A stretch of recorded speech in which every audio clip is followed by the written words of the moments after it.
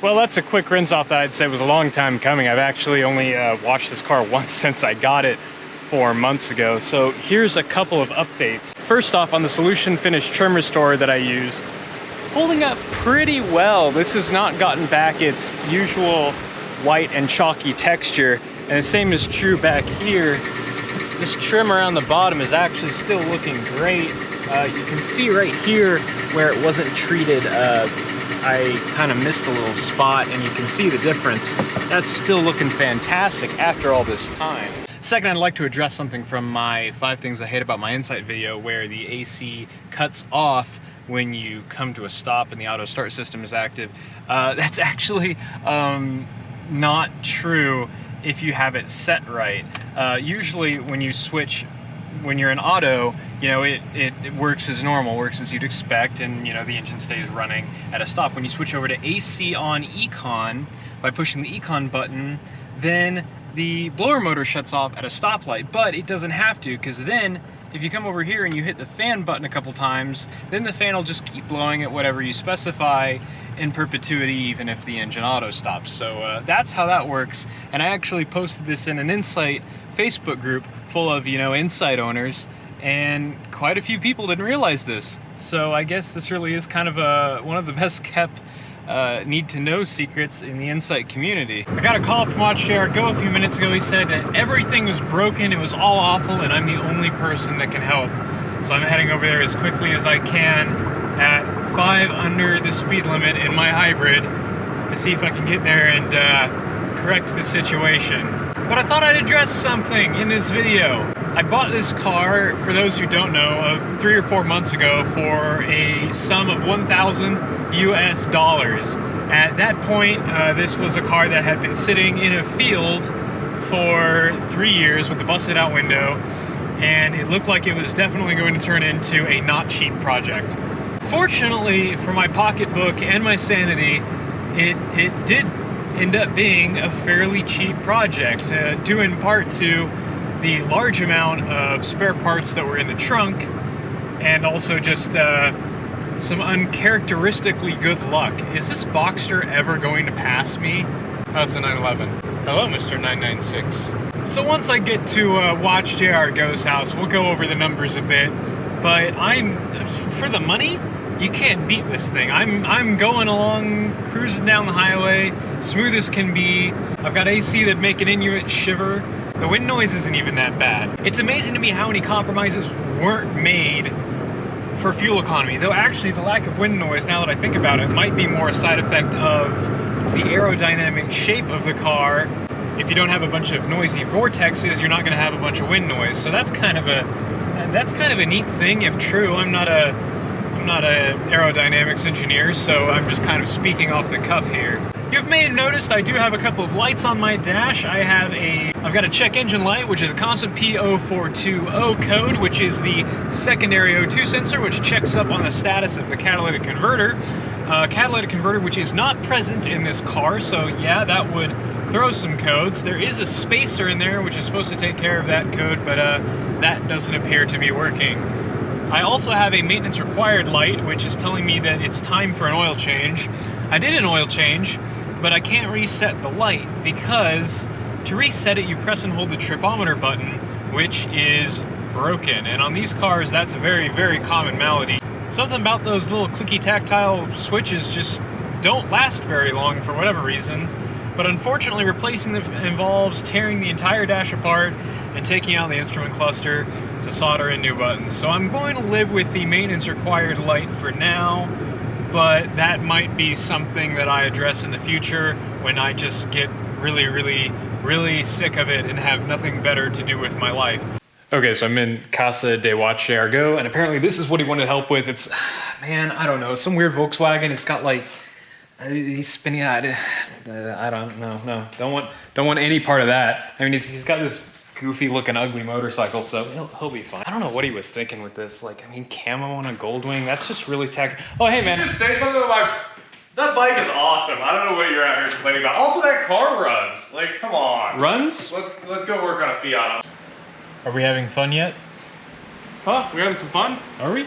Oh yeah, about to do this oil change. We got some moat tool.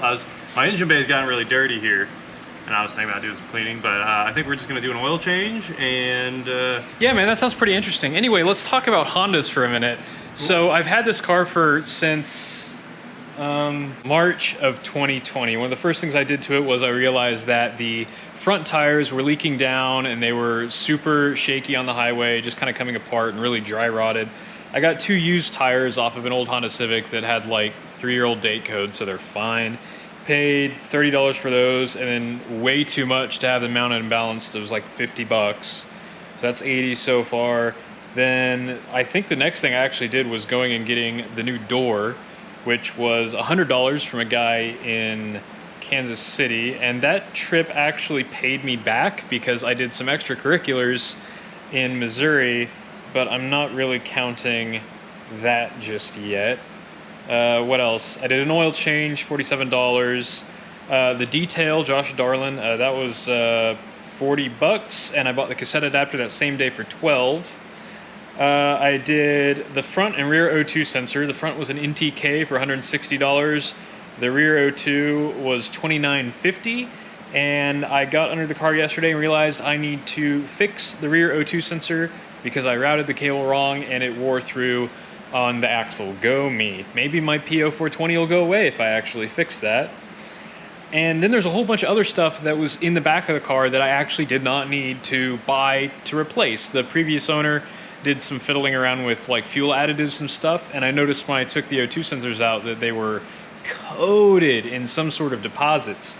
So I swapped the fuel injectors, I swapped the plugs and the coils for stuff that was just in the trunk, and noticed that the fuel injectors were a completely different model number for some reason. The car idled way smoother after that, but that didn't cost me anything. The trim restorer, technically, I did pay money for, but I used it on so much stuff that I'm not really counting it towards what I've spent on the Insight. And then just since March, I've only spent $70.59 on gas, and that's with my fuel economy starting out kind of mediocre and getting better and better and better as I fix stuff on the car. So I'm sure my rate of spending for fuel on this will go down. So that's $539.09 spent on top of the $1,000 purchase price.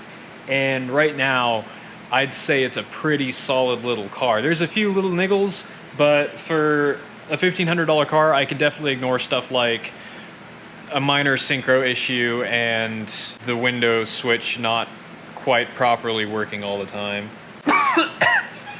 BRB dying real quick. So the big question is, could I buy a better Honda Insight for $1,500? Let's see real quick. I'm gonna hop on a Facebook Marketplace and see what there is. 2003, 87,000 miles with an automatic in Oklahoma. So the automatic makes it much less desirable because the CVTs didn't have cool stuff like the lean burn mode or the automatic shutoff, I don't think. I know for sure about the first one. I don't quite remember on the second. But 87,000 miles is pretty special. That's $3,300 marked down from $3,900, but I don't think that's gonna sell anytime soon. Not many people are looking for the CVT model. It does look super clean though, but that's more than twice what I have into my car. So let's keep looking here. 2006, which I believe is the last year they made the first generation. It's red, which is a slightly less common color, and it looks to be in pretty good shape, but these pictures are absolute garbage. Manual with 124,000 miles on it for $4,500. That's pretty steep. What's the description say here? Nice car, good fuel mileage, around 75 to 80 miles per gallon. So this thing's been really kept up with. It's getting the fuel economy that these are actually supposed to get. For $4,500, I don't know that I'd pay that much for one, maybe $3,500. It really depends on the condition of the hybrid battery. If he's getting that sort of fuel economy, the battery is likely good, but it's important to note if it's been rebuilt or replaced recently, or if the guy has a grid charger to maintain it. All important things for the longevity of a battery that costs $3,000 new, or a week of your life rebuilding. What do you know about rebuilding hybrid packs? Yeah, I mean, rebuilding the pack's pretty easy. Getting everything else done is not easy and takes like multiple weeks if you're gonna actually charge all the cells. So it's just a lot of time. Yep, tedious. Not especially difficult but tedious. This is the most first-gen insights I've ever seen on Facebook Marketplace. So I actually have a lot of data points here. Here's an 03 automatic for $2,900 in Tulsa. Looks decent. It also looks like it's being sold by someone who didn't actually own it because there's next to no information in the listing. The listing for the parts car that I got my door off of is still up. 01 automatic, 140,000 miles for $3,000. This says he's getting 53 miles per gallon. So definitely not as good as that other guy. So that one probably has a decent amount of wear and tear on it. And that looks like that's it for first gen insights. So basically for $1,500, you're getting nothing. For a little more than that, you're getting a mediocre automatic that doesn't have all of the cool stuff and is a lot slower. And if you spend absolutely stupid money, you could probably buy a nice manual or like a Prius or something modern. So the value proposition isn't really there. $1,500 is a pretty good deal for any running and driving car, but for one that's this seemingly rare and desirable to the right person. I mean, your average Joe isn't going to go out like, oh, I got to get me a first-gen Insight. But if that's what you want, that's what you want. I'd say I did all right. For once, I actually made a pretty sound financial decision. And now that I said that, something is going to go wrong. This thing continues to just be the best little box that money can buy. Like I said in my 5 things I hate about this car video, if you can, definitely go drive one of these. I mean, even if it's a CVT, it's still probably a pretty unique driving experience. Honestly, I'd like to drive one of the early CVT models just to see what that technology was like back then. I don't know that I'd own one, but it'd be neat to experience. I have noticed in here, though, the radio and the speakers are just not all that great. It gives me an idea. Thanks for watching. You know, I should have had my notes ready for this because I actually don't remember. You have notes? I do have notes because my memory is absolute trash.